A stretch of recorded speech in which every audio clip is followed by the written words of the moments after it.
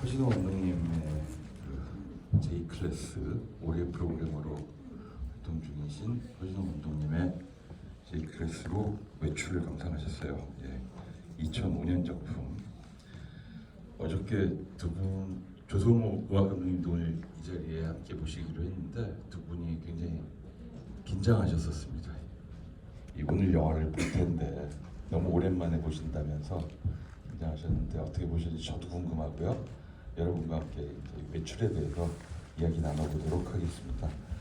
그러면 두 분 게스트 모시도록 할게요. 허진호 감독님, 조성호 음악 감독님, 박수로 환영해 주시기 바랍니다.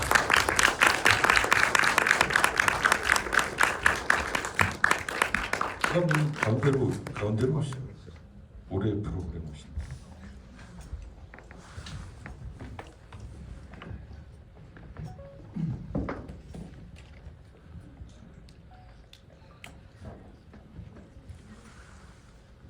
우선 두 분께 모두 간단히 인사 말씀 먼저 부탁드리겠습니다. 네, 안녕하세요.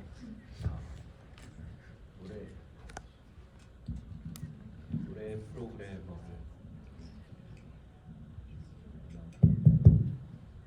네, 허진호입니다. 반갑습니다. 저는 방금 상영한 외출의 음악을 맡은 조성호입니다. 예, 좀 전에 제가 말씀드렸지만 굉장히 어제 긴장하셨었잖아요. 어떻게 이 20년 만에 이 작품을 다시 만나니까 왜 고개를 돌리시죠? 왜 고개를 돌리시죠? 네, 일단 두 분의 소감이 너무 궁금해요. 네, 너무 오랜만에 보신 걸로 저는 알고 있고 그렇게 또 말씀을 하셨고, 허진호 감독님 먼저 소감. 제가 외출이 몇 년? 2005년. 2005년, 20년 됐네요, 벌써. 근데 영화를 개봉하고 그 다음에 안 봤던 것 같아요. 한 번도 안 봤는데 그 영화를 제가 선택한 이유 중 하나는 어떤 분께서 제 영화 중에서 제일 좋다라고 해가지고 용기를 내서 선택을 하게 됐는데 속은 것 같습니다. 하여튼 오랜만에 옛날 생각을 많이 하면서 봤고요. 근데 보면은 영화 감독이 다시 자기 영화를 안 보는 이유가 보면은 되게 안 좋은 점만 있어요. 그래서 굉장히 이렇게 약간 멘붕 같은 비슷한 게 왔는데 혹시라도 여러분께서는 또 장점을 보셨을 수도 있으니까 어떤 그런 기대를 가지고 Q&A 임하겠습니다. 저도 역시 마찬가지로 이 외출을 정리되지 않은 얘기들이 너무 많은 작품이라 그 뒤를 돌아보지 한 번도 않은 작품이고 다른 작품들의 경우는 달리 좀 그랬어요. 근데 여기 오늘 영화 볼 때 사실 어제 떨렸거든요. 이거 너무 오랜만에 봐서. 그런데 제가 보면서 제 느낌이 이런 거였어요. 그러니까 그 제가 무대에서 이제 만약에 공연을 한다고 치면 이 같이 연주한 사람들 음악도 되게 좋고 그리고 같이 연주한 사람들이 아주 훌륭한 연주를 했어요. 근데 저 혼자서 틀려가지고 공연을 망친 것 같은 기분. 그 다음에 뭐 이렇게 수학 문제 풀 때 앞에 거 쉬운 거 다 틀리고 어려운 거 몇 개 맞고 끝난 것 같은 그런 느낌인데, 영화는 저는 사실 허진호 감독과 달리 이 영화를 추천해 준 분이 진짜 맞다고 생각을 했어요. 영화는 너무 잘 만들었다. 근데 어떤 점이 가장 장점으로 보이셨나요? 그 이 사건들이 가지고 있는 상황들이 가지고 있는 그 이렇게 아이러니들이 굉장히 이렇게 층층이 되어 있고, 그 다음에 그 격한 감정들이 동시적으로 이렇게 콘트라스트가 이렇게 쌓여가고, 그러면서 이제 맨 끝에 풀어내는 방식 뭐 이런 것들이 허진호 감독의 영화 중에 이게 되게 좋은 영화였네. 저는 이런 생각을 했어요 사실. 근데 음악이 너무 그래서 따라가지 못하고요. 그 격한 감정들 이런 것들을 이렇게 초반에 잘 이렇게 해줬다면 그랬다면은 초반 집중력이 굉장히 좋아졌을 텐데 그걸 못했구나 해가지고 이렇게 그렇게 봤습니다. 허진호 감독님은 그럼 음악에 대해서 어떻게 생각하세요? 이간질 본격적으로 시작했습니다. 예. 외출의 음악. 음악이요? 예.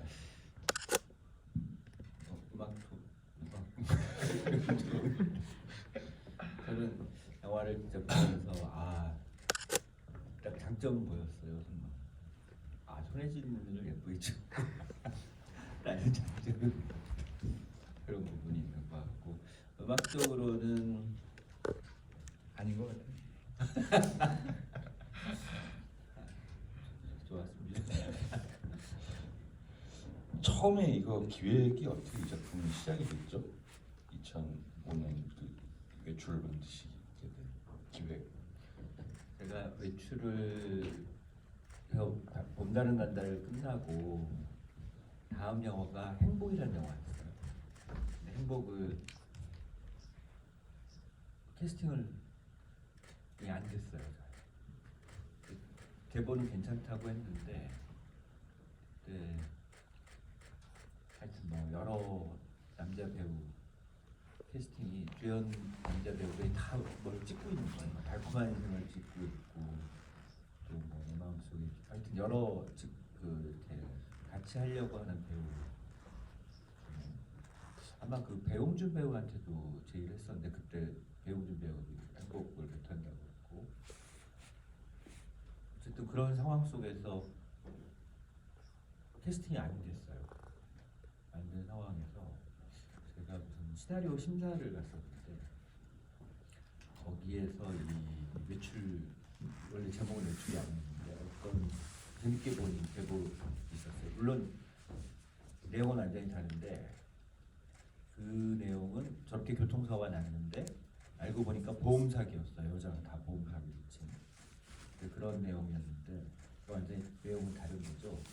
근데 읽으면서 그 나중에 반전을 밝혀지는데 이런 두 아이러니, 아까 조성만 감독이 얘기한 것처럼 어떤 아이러니한 상황들, 그 사고 난그 불륜의 남자의 배우자가 또 불륜에 빠지는 거가 그런 느낌들이 되게 좋았거든요. 근데 지금 생각해 보면 그 불륜이 그러니까 이런 그런 어떤 그 계획된 보험 사기로 가는 게 훨씬 더 재밌을 수도 있었겠다 생각이 드는데, 어쨌든 그래서 그 대본을 갑자기 어떤 제작자가 그래서 그거부터 하자. 행복은 기다려. 행복은 왜냐면은 그때 이제 그 다른 배우들이 기다리겠다. 좀 기다려달라 해서 이거부터 그러면 빨리 한번 대본을 빨리 바꿔서 하자라고 했는데 그때 또 어떤 여배우가 이 외출을 하겠다고 굉장히 뭐랄까 신명을 거부하긴 좀 그런데 그래서 이제 바로 대본을 써가지고 근데 갑자기 또 그 여배우는 못하게 되고 배용준 배우가 하게 되고 손예진 배우가 하게 됐죠. 그래서 행복은 이제 그 이후에 황정민 씨와 네. 임수정 배우가 캐스팅됐었고요. 근데 배용준 배우가 그 당시에 정말 한류의 최고봉이었잖아요. 지금도 뭐 사실 그 명성은 젊은 분들은 사실 실감은 못 하시겠지만 그 당시에 정말 최고 주가의 캐스팅만 되면 뭐 일본 시장 그냥 날로 먹는다 뭐 이런 식의 생각을 할 수 있을 정도로. 근데 정말 그 배용준이라는 배우를 어떻게 캐스팅을 했고 또 상대적으로 손예진은 그 당시에 손예진 씨 같은 경우는 떠오르는 라이징이었지 또 그제 봄날은 간다 이영애 씨나 뭐 이런 정도의 탑급은 아니었던 배우인데 정말 저는 이 배우 조합이 캐스팅 조합이 어떻게 이루어졌을까 참 영화 보면서 참 제일 궁금하더라고요. 원래 처음에는 고현정 배우가 이제 처음으로 컴백하면서 이 신한만 듣고 같이 하고 싶다고 해서 준비를 했었어요. 그러다가 남자 배우를 했는데 이제 배용준 배우가 또 관심을 보여서 하겠다고 했고 그런 와중에 또 고현정 배우가 또 사정이 생겨서 못하게 되면서 이제 나이를 낮춰가면 어떨까 이런 생각으로 손혜진 배우를 했어요. 손혜진 배우가 저 때 아마 23인가 네 23, 넷 정도 됐을 거 23인가 하여튼 굉장히 어린 나이였거든요. 정말 외모에서도 정말 앳된 모습들이 정말 워낙 감독님 예쁘게 찍기도 하셨지만 장면을 예쁘게 만들기도 하시 미장센을 하시기도 했지만 정말 앳된 모습들이 정말 너무나 인상적이었던 그 화면이었고요. 그렇게 캐스팅이 됐군요. 그 조성호 감독님께도 질문을 드리겠는데 사실은 제가 조성호 감독님을 딱 요 외출 작업 하실 때 처음 뵀어요. 20년 전부터 지금까지 이제 친하게 지내고 있는데 그 당시에 바로 이 전주영화제에서 마스터 클래스를 조성우 감독님한테 맡기게 돼서 제가 그 진행을 하고 있었고 그래서 이제 그 사무실을 제가 몇 번 서교동에 있던 그 MNF 사무실을 몇 번 방문하면서 굉장히 그 사무실 분위기가 바로 그 노천극장 연대 그 장면 촬영을 앞두고 굉장히 전투적으로 돌아가는 게 느껴지더라고요. 분위기가 막.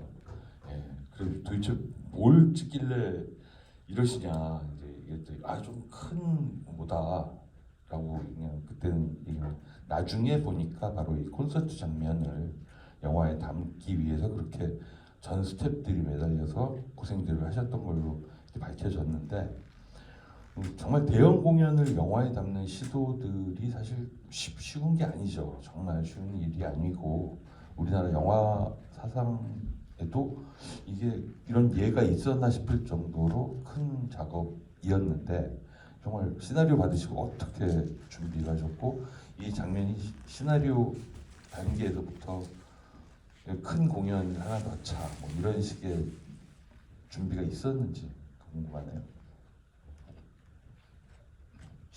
있었던 것 같아요. 그러니까 어쨌든 빛을 다루는 남자, 봄날은 간다는 소리를 다루는 사람이었고 여기 교수는 빛을 다루는 사람이었고 그 이제 조명 기사다 보니까 당연히 대형 공연이라고 하는 이벤트가 이제 들어올 수밖에 없었고 큰 공연이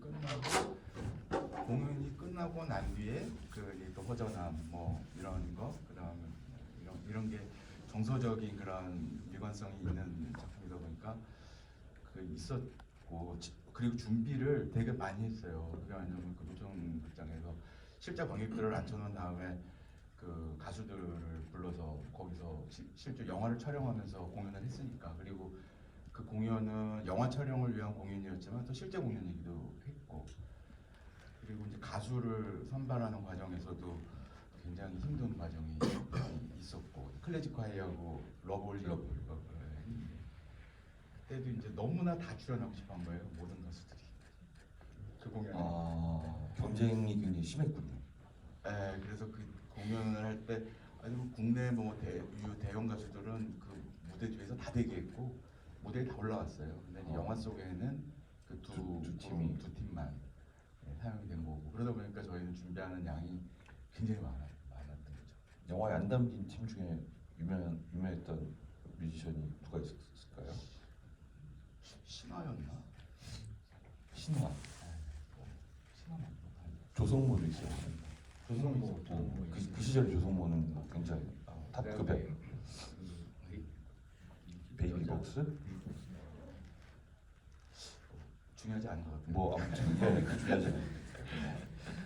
그런 탑 뮤지션들을 대기를 시키고 준비한 콘서트 장면 촬영도 굉장히 이제 또 힘들었을 것 같은데 그 당시에 제가 이거 찾다 보니까 자료를 좀 찾아보니까 연합뉴스에 나왔던 기사에 아시아 각국의 배용준 팬 4,000명이 이 연대 노천극장 객석을 채우기 위해서 한국에 왔다.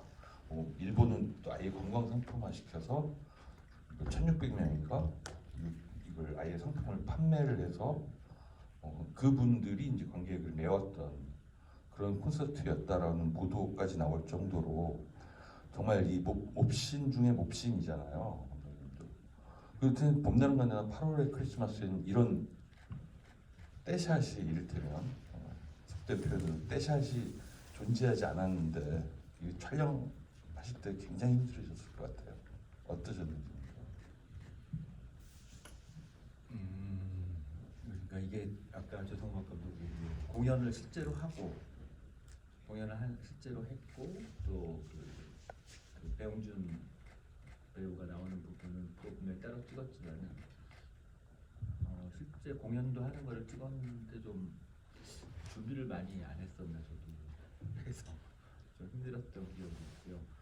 아 물론 이렇게 큰 규모의 공연을 찍을 수 있었던 거는 이제 그런 그 당시 한류로 인한 이 영화가 굉장히 높은 가격에 일본에 수출이 됐어요. 팔렸어요. 그래가지고 제작비 또한 좀 여유가 있어서 이런 규모를 찍을 수 있었던 것 같습니다. 배용준 씨가 배드신을 한다는 게 또 일본 관객들에게는 굉장히 좀 마케팅 포인트이기도 했겠네요. 그 수입하신 투자자나 뭐 이런 분들에게는. 제가 그 얘기를 좀 거들자면 이게 외출이란 영화를 이렇게 다시 이렇게 들추지 않고 그 긴 세월을 덮어뒀던 이유 중에 하나는 그 영화를 외출을 정말 영화로서 보지를 못한 것 같아요. 저 입장에서. 왜냐하면 이 영화가 한 편의 영화가 아니라 이 영화와 둘러싼 너무 많은 이 기대, 그 다음에 또 비즈니스 같은 그런 것들이 너무 주변에 많았고, 그러다 보니까 전에 봄날은 간다나 8월의 크리스마스를 할 때는 오로지 그 작품에 모든 거를 바쳐서 거기서 일을 했는데 이 영화는 좀 그러지 못했던 것 같아요. 그래가지고 이게 그만큼 좀 덜 순수했다 그럴까? 그래서 이제 이게 잘 열지 못하는 거고, 이 영화가 만들어진 다음에 일본에서 또 이렇게 정말 몇만 명이에요? 7만 명, 20만 명, 이렇게 한 그 경기장에 한번 7만 명씩 이렇게 모여서 헬기를 타고 다니면서 이렇게 그 공연을 하고 이런 그 행사도 하고, 그래서 이제 그런 것들 때문에 이게 그냥 하나의 영화로서 이렇게 딱 기억이 이렇게 딱 의미가 정리가 잘 안 되는 그런 거. 어떻게 보면 요즘 시대 같으면 그렇게 뭐 원소스 멀티유즈 뭐 이런 표현도 있지만 어떻게 더 그런 것들을 세련되게 개발을 해서 또 결부시켜서 비즈니스로 승화시킬 수도 있었겠는데 굉장히 좀 빨리셨던 시도였다는 이제 말씀이었던 것 같습니다. 저는 영화 보면서 너무나 이 작품은 특히 제목도 에이프릴 스노우잖아요. 영화 제목도. 근데 생각해 보면 8월의 크리스마스도 이제 대비되는 계절로 보자면, 근데 여기서 또 데뷔를 감독님은 들고 나오셨고, 그 굉장히 그 대사에서도 좋아하는 계절이 겨울과 봄, 또 인수직업 좀 전에 조성우막 감독님도 말씀하셨지만 화려한 조명 뒤에서 일하는 그 조명 기사, 그러니까 그 뒤에 쓸쓸함 이런 것들도 대비가 되고, 또 과거 사랑했던 기억과 현재 사랑하는 모습 이런 것도 대비가 되고, 음악도 그 크레이지콰이나 러브홀리나 뭐 리쌍 같은 그룹들은 그 당시에 제일 힙하기로는 우리나라 당대 최고의 힙한 뮤지션들이었고, 삼척병원에서는 그 카페에서 나오는 음악들은 뭐 구창모 씨 막 이런 옛날 음악들이, 이런 것들도 너무나 대비되는 효과를 잘 비교를 해주셔서 그걸로 더 감정들을 고양시키고 또 표현하는데 굉장히 역시 허진호 감독님은 이런 점에서 감정을 굉장히 잘 다루는 분이시구나라고 저도 영화 보면서 다시 한번 느꼈거든요. 근데 연출하실 때도 또 음악 작업에서도 굉장히 그런 부분들을 두 분이 많이 의논하시고 생각했을 것 같아요. 어떠셨는지 궁금하네요.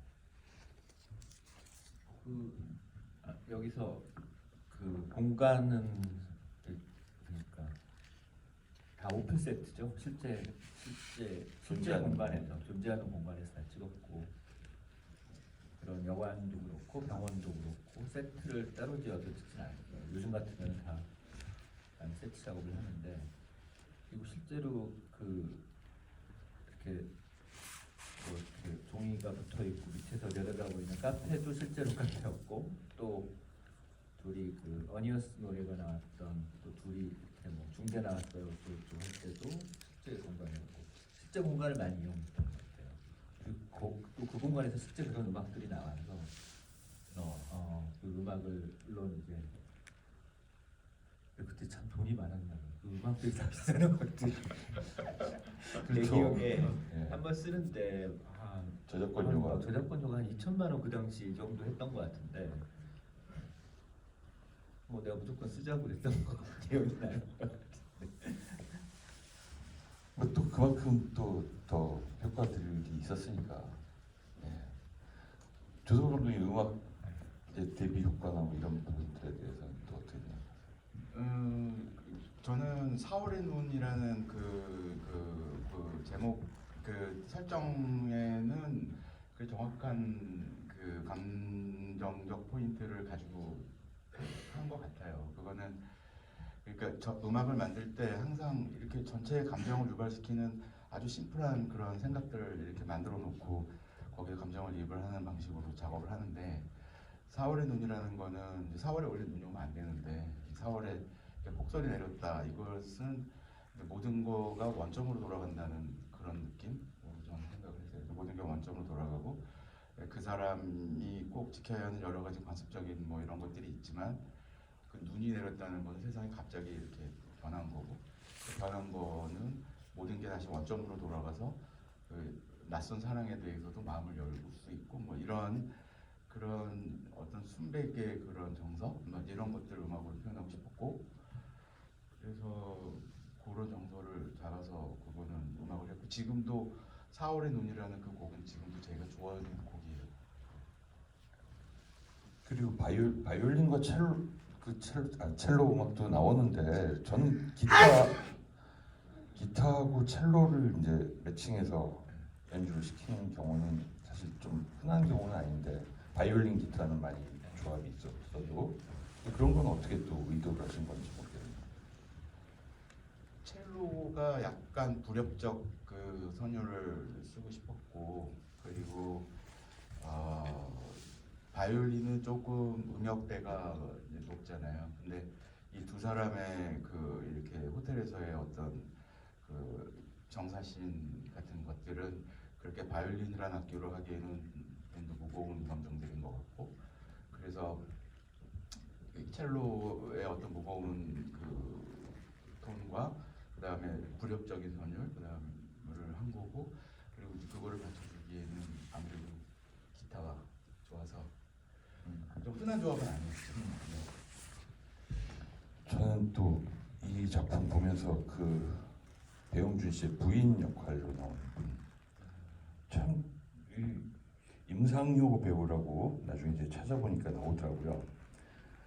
이분은 지금 활동을 안 하시고요. 유승수 씨는 이제 영정사진으로 출연하신 유승수 씨는 지금도 뭐 활발하게 활동 중이시지만 임상효 배우를 찾아보니까 서울예대 영화과를 나오고 봉준호 감독의 아카데미 졸업작품 지리멸렬에 출연을 하셨고 그 작품이 아마 데뷔작으로 영화 데뷔작으로 알고 있고 슈퍼엘리트 모델 선발대회에 출전을 하셔서 이제 초반에는 그럼에도 불구하고 배우로 활동하시다가 뭐 맥주가 애인보다 좋은 7가지 이유, 너희가 재즈를 믿느냐 이런 작품에 출연을 하시다가 모델 활동을 더 활발히 하시고 그러다가 한참 공백기를 거치고 이 작품의 마지막 작품으로 이름을 올리셨는데 그 이후에 결혼하시고 영원히 이제 연예계를 떠나시는 걸로 알고 있고 이분은 또 어떻게 저 캐스팅을 하셨는지 궁금하네요.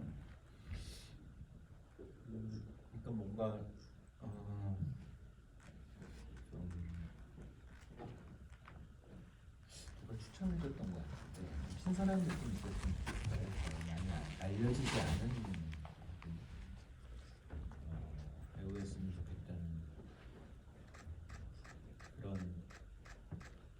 그런 생각도 했었어요. 그래서 실제로 만나봤을 때 굉장히 독특한 얼굴이었던 것 같고 그러니까 뭐 TV나 이런 영화에 많이 나오진 않았었거든요. 그래서 좀 신선한 느낌이 있으면 어떨까라는 생각에 이제 같이 하게 됐죠. 이분이 장윤주 씨나 거의 그 동기 또래라고 그러시더라고요. 아무튼 정말 굉장히 좀 신선한 페이스였던 것 같고 참 촬영 감독님도 이제 이목의 촬영 감독님이 하셨고, 근데 감독님이 참 음악은 꾸준히 이제 조성 음악 감독과 함께 하시는데 촬영 감독님들이 이제 많이 자주 변화가 있으세요. 김영구 감독님이나 뭐 유영기 감독님 같이 하셨고, 김병서 감독님, 이태훈 감독님 막 이렇게 하셨는데 그 가장 최근 작품들은 이모기 감독님하고 덕혜옹주 하셨었죠. 천문 뭐 이렇게 작업을 하셨는데 감독님이 촬영 감독님과는 이렇게 좀 계속 변화를 주신 이유가 있으신지.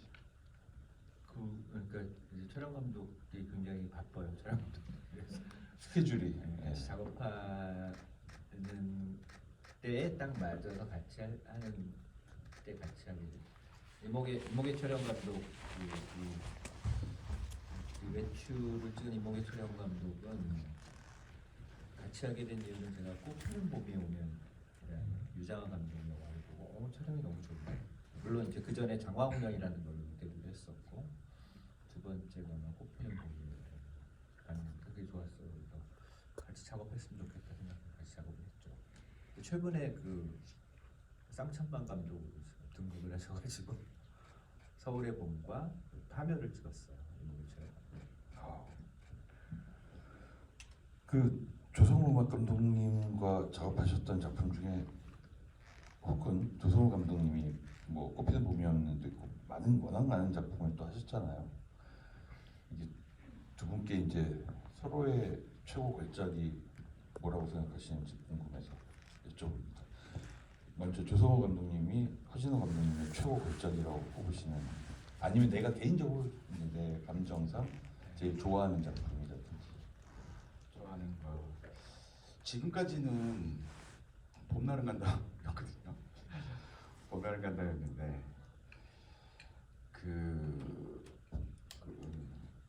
그러니까 허진호 감독의 진짜 허진호다운 영화는 8월의 크리스마스하고 봄날은 간다. 그 다음에 그렇게 그냥 딱 생각을 하고 있고, 그런데 오늘 외출도 사실 저는 그렇게 되게 좋고요. 그래서 다시 본 게 있었고, 그다음에 아직 개봉 안 한 영화 있거든요. 보통의 가족이라고 이제 올해 개봉하는 영화 있는데 그 영화도 아마 굉장히 좋은 영화가 되지 않을까. 개인적으로 하나 딱 꼽으라 그러면 종합 점수로는 봄날은 간다.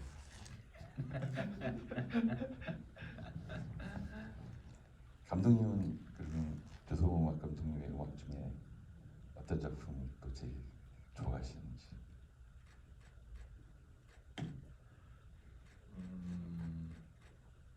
다 좋아하죠. 근데 그러니까 아까 말씀드렸듯이 영화 감독이 자기가 만든 영화 참 보기 힘들거든요. 근데 볼 때가 있어요. 짧은 클립 정도로 이제 어떤 음악이 듣고 싶을 때 그 부분만 이제 이렇게 뭔가 유튜브 같은 데서 발췌된 그런 부분들만 보고 하는데 조성우 가끔 저도 이제 이렇게 듣고 싶은 때가 술 마시고 이 음악을 한번 들어볼까 라는 생각으로 듣고 싶은 그런 음악으로 치면은 봄날은 간다 하고 행복 8월 크리스마스 이상하게 듣고 싶은 생각이 모르겠는데 봄날은 간다 하고 행복을 가끔 이렇게 찾아서 들었던 것 같아요. 예, 여러분들도 이제 질문을 두 분 감독님께 하실 수 있는, 벌써 부릉부릉 하시네요. 손을 들어주시면 마이크 예.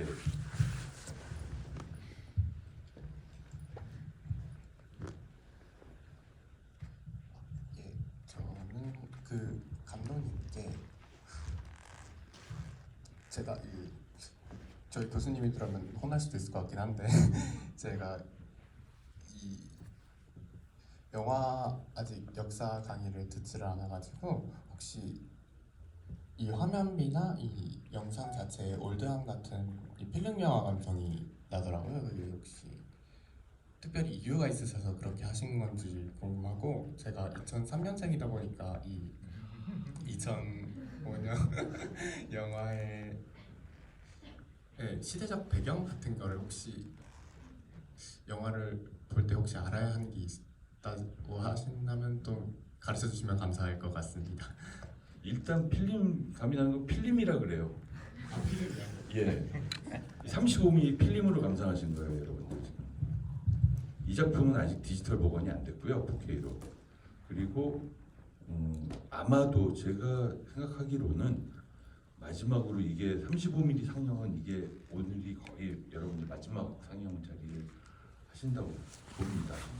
이제 이게 4K로 이제 다시 리스토레이션이 되니까 복원이 될 테니까 언젠가는. 그리고 한국영화자료 영상자료원에서 이 작업을 계속 해나가고 있거든요. 그래야 또 영구히도 잘 보존될 수 있고. 근데 감독님은 35mm 필름을 그러니까 8월 때 당연히 8월 크리스마스 봄날 난다 이 외출까지도 35mm 촬영을 하셨고 또 35mm 촬영이었고 위험한 관계까지가 35mm 촬영이었어요. 바뀐 지가 얼마 안 됐어요. 중국에서 촬영했던 호우 시절과 위험한 관계까지. 다 필름이었죠. 그리고 처음에 디지털적으로 보신 거는 이제 그 다음 작품이 덕혜옹주. 그 디지털 아날로그에서 디지털로 넘어가셨을 때 좀 힘드셨던 점이 있으셨나요? 되게 약간 달라졌다. 뭐. 제가 그 위험한 관계가 이제 디지털로 다 찍기 시작할 어떤 그런 무렵이었는데 디지털은 약간의 저예산 영화들이 찍고 그래도 예산이 좀 들어가는 영화들 퀄리티를 원한다 하면은 꼭 필름을 찍었어요. 근데 그것이 정말 빛의 속도로 바뀐 것 같아요. 아날로그에서 디지털로 바뀌는 게 어떻게 이렇게 빨리 바뀔 수가 있을까? 필름이 가지고 있는 그런 어떤 필름을 고집하는 사람들이 많이 있었고, 근데 이것이 어떻게 이렇게 빨리 바뀔 수가 있을까라는 걸 생각해 보면 이 경제 논리를 쫓아갈 수가 없구나라는 생각이 들었어요. 이 어떤 이 창작이라는 것도 특히 영화라는 거는 돈이 많이 들어가는 일이기 때문에 이것이 효율성이 높다라고 생각했을 경우에는 그리고 또 장점이 많다라고 했을 경우는 정말 빨리 바뀌는구나. 정말 순식간에 바뀔 것 같아요. 이렇게 빨리 이렇게 빨리 바뀌는 경우가 참 많지는 않고 하여튼 저도 생각하기에 굉장히 빨리 바뀌는. 그리고 감독님의 지금 이 대답이 시대 배경인 것 같습니다. 정말 빨리 바뀌는 시대에 만들어진 그 작품. 핸드폰 보면 알잖아요. 핸드폰이 뭐랄까 투지폰에서 지금 이렇게 스마트폰까지 온 속도가 정말 너무나 빠르고 제가 제 1회 2000년 서기 2000년 태어나시기 전에 전주영화제가 1회를 했거든요. 그때 제가 외국에서 공부를 하고 들어와가지고 처음 전주영화제를 봤을 때 전주영화제 그때 슬로건이 디지털이었어요. 화두가. 그래서 디지털 영화가 과연 가능하냐가 화두여서 포럼도 많이 열리고 그랬던 기억이 있어요. 그 시대 배경이죠. 네. 또 다른 질문 해주시죠. 뒤에 모자 쓰신 여성분.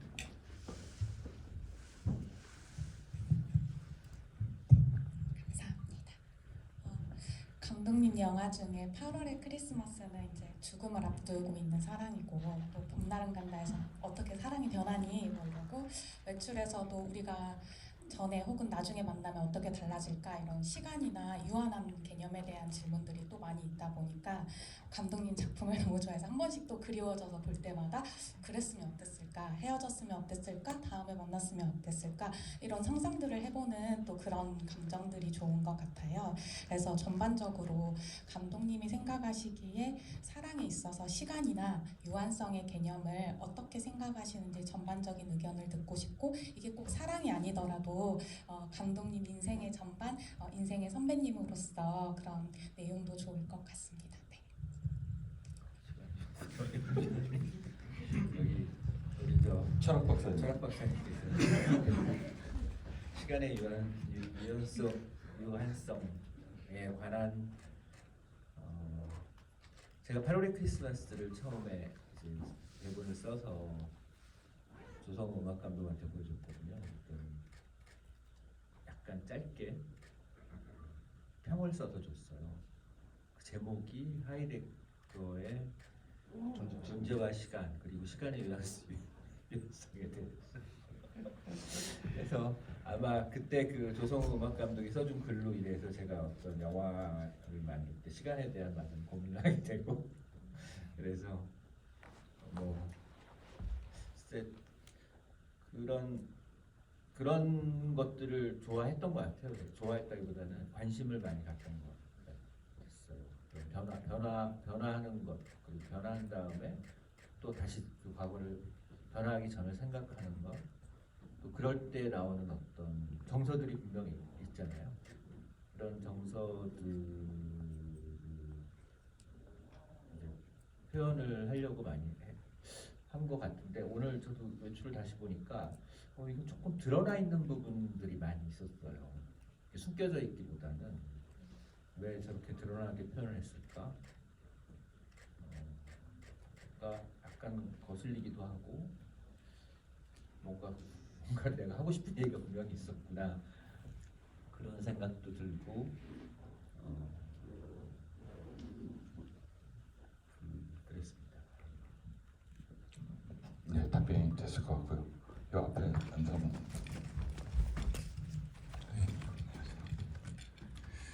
제 인생의 영화를 제가 대충 따져보니까 한 10,000편 정도 본 것 같은데 한 편만 꼽으라고 한다면 당연히 저는 봄날은 간다고 제가 어찌하다 보니 OST LP도 제작을 하게 됐었습니다.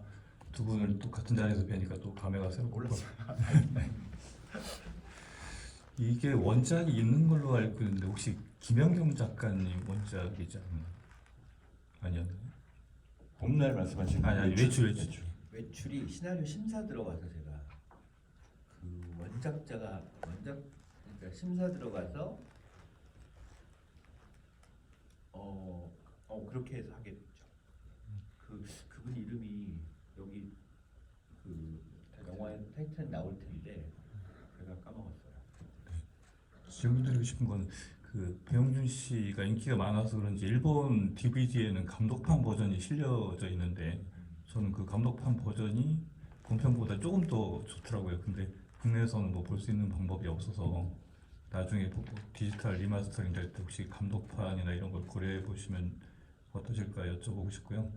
그리고 조성우막 감독님이 이제 대부분의 감독님 작품을 하셨는데 두 분한테 다 여쭙고 싶은데 조성우막 감독님이 음악을 맡지 않으셨을 때랑 조성우막 감독님께서는 허준호 감독님 작품을 본인이 안 하셨을 때 보셨을 때 느낌이 어떠셨는지. 일단 아까 못 알아봤어요. 너무 이렇게 날씬해 주셔가지고 한번 고맙다고 전화하려고 했었는데 저한테 제가 먼저 답변을 하면은 지금까지 허준호 감독이 만든 그 작품이 단편부터 시작해서 가장 최근작까지 쭉 올 때 제가 같이 안 한 거는 딱 한 편인데 호흡 시절 딱 하나 빼고는 다 같이 했고 그리고 또 어떤 느낌이냐면 그냥 저는 사실 여러 감독의 작품들을 하죠. 그러니까 여러 작품들을 하고 그 안에서 허준호 감독의 작품을 이렇게 하는데 어쨌든 저의 어떤 영화 음악의 어떤 기본 라인이라고 할까요? 기본 인생축은 허준호 감독의 작품들하고 이렇게 중심이 돼가지고 가는 거고 그리고 이제 허준호 감독과 작업을 할 때 이제 우리는 이제 대본을 놓고서 철학적인 얘기들 8월 크리스마스 할 때는 마틴 하이데거의 존재와 시간 이런 책을 읽으면서 기본적인 어떤 철학적인 주제를 가져가기도 하고 봄날은 간다 할 때는 아주 고대 그리스 철학의 이런 주제를 갖고 와서 같이 공부도 하고 최근에 보통의 가족들이라는 작품을 할 때는 또 니체의 그 비극의 탄생 같은 그런 철학적 텍스트를 가지고 함께 고민도 하고 그러면서 제가 허준호 감독의 그 영화에 제가 이렇게 몰입이 되는 그런 시간들을 이렇게 만들어가면서 그 작업을 그것이 이제 제 영화 음악의 가장 중심된 그런 스토리 같고 다른 감독님 여기 안 계시잖아요 지금.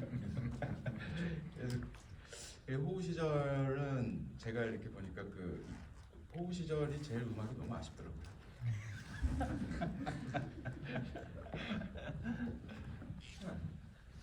그 이제 외출 그 감독판이라고 할까요? 그러니까 외출이 좀 길게 찍었어요. 그래서 감독판은 아마 2시간 한 20분 30분 됐을 것 같아요. 근데 그 감독판이 아마 원래 시나리오 순서대로 편집돼 있는, 그리고 거기서 원래 그 소설가 아니죠, 시나리오와 굉장히 가까웠죠. 그러니까 지금 영화를 뭐 저도 이렇게 봤을 때 갑자기 자게 되잖아요. 굉장히 도발적으로. 근데 그 당시에 원래 또 중간 과정이 있어요. 같이 영화도 보고 손도 잡고 또 그런 장면이 있고 순서들이 조금 바뀌어서 편집을 했는데, 그렇게 편집한 이유 중에 하나는 뭔가 절차를 밟아서 너무나 이들이 그냥 절차를 밟아서 시간 순서대로 천천히 보여주는 것이 좀 재미없다는 생각이 들어가지고 갑자기 도발적으로 뭐 할래요? 그러니까 바로 자러 가는 원래는 영화 보는 장면이 있었는데 그렇게 바뀌었고, 또 다른 거는 그 아까 말한 임상효 씨, 배우의 부인으로 나오는 임상효 씨와의 뒷얘기가 있어요. 그래서 이제 헤어지게 되는 이유가 있는 거죠. 혼자 그 이삿짐을 옮겨놓고 짜장면을 먹는 장면 전에 이들의 헤어지는 장면이 있어요. 이게 둘이 굉장히 좋았던 시절을 어떻게 우연히 비디오를 보고 같이 보고 있는 두 사람을 통해서 이제 이제 우리 둘은 과거로만 있구나, 이제 현재로서는 같이 살 수가 없구나라는 어떤 느낌의 신이 있었어요. 그 신이 이제 편집이 됐고요. 그래서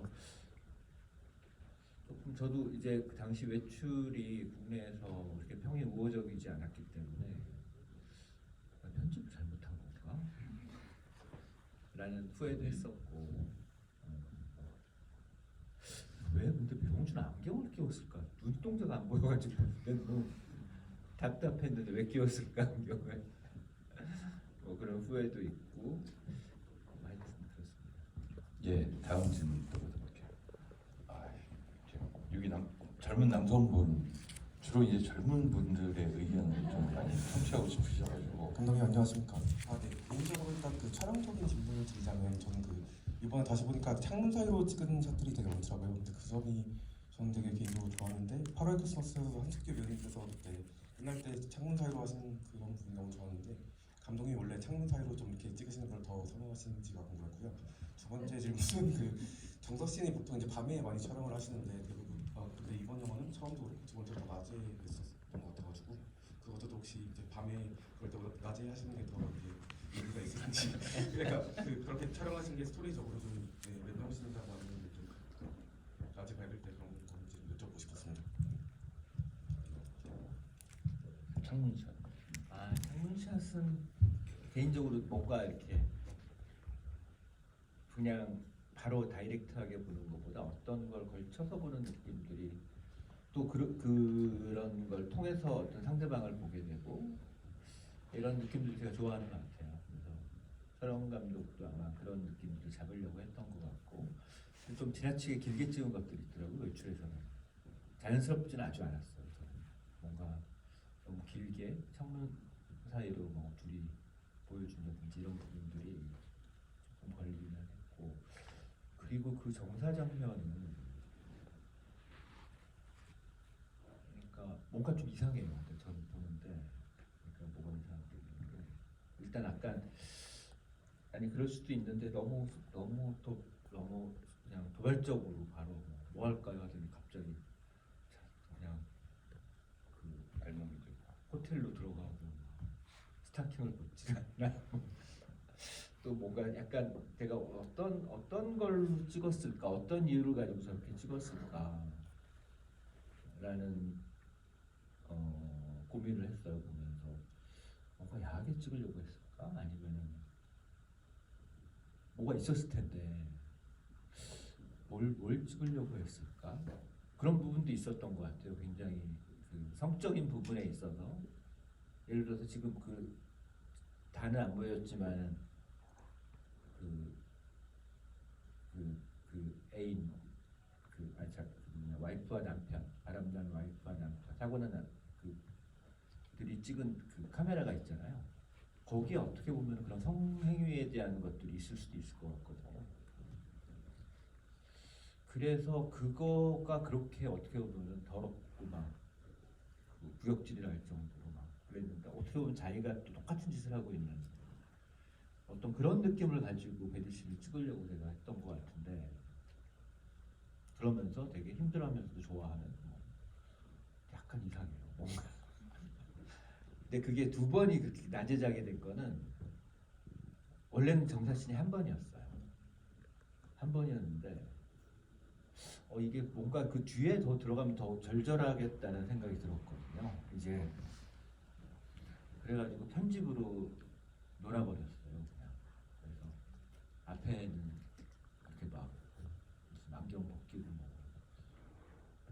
뭐 어떻게 진짜 혁지 푸르고 이런 장면들 위주로 가고 뒤에 원래 그날 찍었던 장면을 뒤에다 붙였던 맞나? 정확히는 예, 좋던데. 워낙 오래전 일이라 그랬던 것 같으시다고 하십니다. 네, 다음 질문 빨리 넘어갈게요. 저희 모자 쓰신 분이 안녕하세요. 저 허진호 감독님 정말 팬입니다. 허진호 감독님 영화에서 항상 사랑을 잘 다룬다고 생각하는데 그러면 허진호 감독님이 요즘 사랑하고 계신 것은 무엇인지 궁금하고 그다음에 저도 영화를 공부한 학생으로서 개인적으로 궁금한 것은 허진호 감독님이 계속 영화를 이제 찍고 계시잖아요. 영화를 계속 찍게 되는 어떤 원동력이 무엇인지 궁금합니다.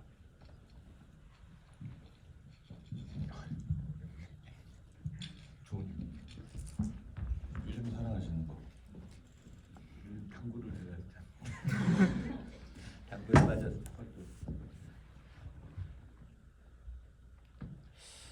어제 제가 선정한 작품 중에 하나인 파리 텍사스를 봤어요. 제가 87년도에 보고 정말 오랜만에 영화를 보는데 내가 영화 보는 걸 참 사랑했었구나라는 생각이 들어요. 그리고 영화제에 와서 영화를 안 보고 술만 마시고 놀려고만 했을까 그런 후회도 있고 근데 지금이라도 안 늦었다는 생각에 영화를 좀 더 사랑해야겠다는 생각이 들고 이것이 정말 좋은 것이구나.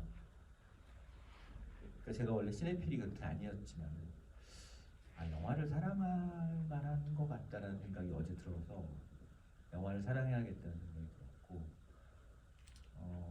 그리고 영화를 계속 찍는 어떤 원동력이라는 건 물론 이제 경제적인 이유도 제일 크죠.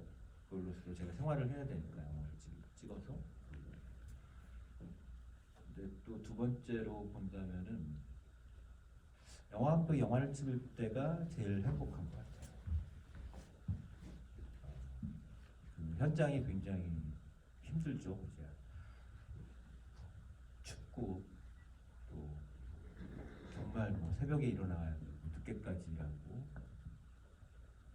뭔가 생각이 안 나면 너무 자학하게 되고 담배도 많이 피게 되고 근데 이렇게 촬영을 마치고 이제 놀 때를 생각해 보면은 영화 찍을 때가 가장 행복한 것 같아요. 그래서 빨리 찍어야겠다는 생각이 들고 그리고 하여튼 열심히 영화를 많이 해야겠다 그런 생각을 하고 있습니다.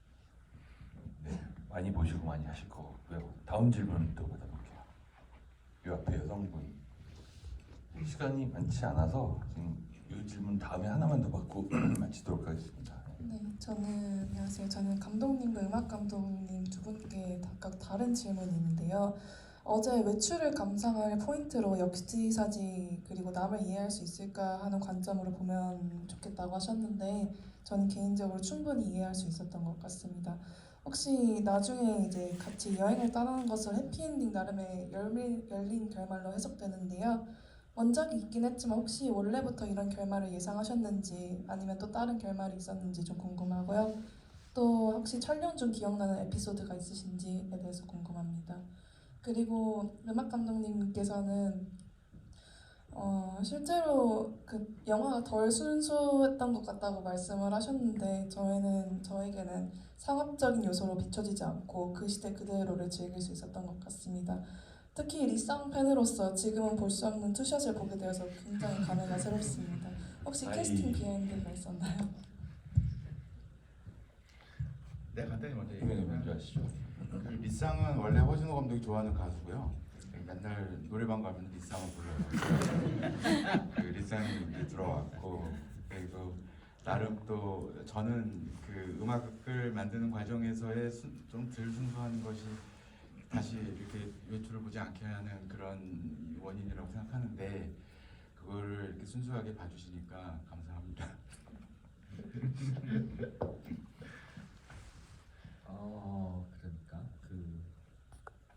제가 정말 그 2003년도에 그 서울에 정말 눈이 많이 왔어요. 3월 말인가? 꽃이 폈을 때 정말 눈이 왔었거든요. 지금도 가끔 그러잖아요. 네. 동쪽엔 그러니까 동해안 쪽에서는 눈이 내리고 서쪽엔 꽃이 피고 있는데 근데 그때 정말 이렇게 눈 내린 꽃을 제가 봤을 때 그 느낌이 되게 좋았거든요. 그래서 원작은 아까 얘기했듯이 원작은 원래는 보험 사기를 친 한 여자에 대한 이야기. 알고 보니까 손예진이 다 꾸민 보험 사기였어요. 그런 내용인데 이제 그거를 제가 다시 다르게 바꾼 건데 그래서 내가 무슨 얘기를 할까라는 그때 고민 중에 하나가 어제 질문을 하셨죠. 그러니까 그게 우리가 어떻게 이해할 수 있을까? 우리가 어떻게 뭐 용서는 아니지만 어떻게 우리가 이해를 하기가 참 어렵잖아요. 사람에 있어서 어떤 그런 굉장히 큰 어떤 어떻게 보면 자기한테 상처를 굉장히 준 사람을 어떻게 이해할 수 있을까? 어떤 그런 이야기를 하면 어떨까? 그래서 결국은 이해할 수 있게 되는. 그리고 이 둘은 이루어질 수가 없다라는 생각이 들었지만은 눈 내리고 꽃이 피는 그런 아이러니한 상황 속에서 서로 그냥 해피엔딩으로 혹시 끝날 수 있지 않을까? 라는 생각이 있었습니다. 그리고 촬영할 때 이렇게 눈 오는 차신이 많잖아요. 그거는 촬영을 하러 가다가 갑자기 눈이 왔어요. 그래서 되게 위험한 상황이었는데 촬영 감독하고 덕혜옹 쪽 이태윤 촬영 감독하고 저하고 운전해 주시는 4명이 타고 계속 돌아다니면서 찍었어요. 굉장히 위험한 상황이었는데 조그만 차에 그냥 제가 이몽규 촬영 감독한테 한번 찍어볼까 했는데 몇 시간을 찍은 거였어요. 근데 다행히 굉장히 그 시작 부분하고 그리고 엔딩 부분에 쓰이게 된 것 같아요. 예, 답변됐을 것으로 보고요. 저 다음 상영 때문에 이제 시간이 다 돼서 마스터 클래스는 이것으로 마감하기로 하겠습니다. 두 분 콤비가 앞으로도 많은 걸작들을 만들어내실 거라고 저는 믿어 의심치 않고요. 큰 박수로 응원 부탁드리겠습니다. 감사합니다.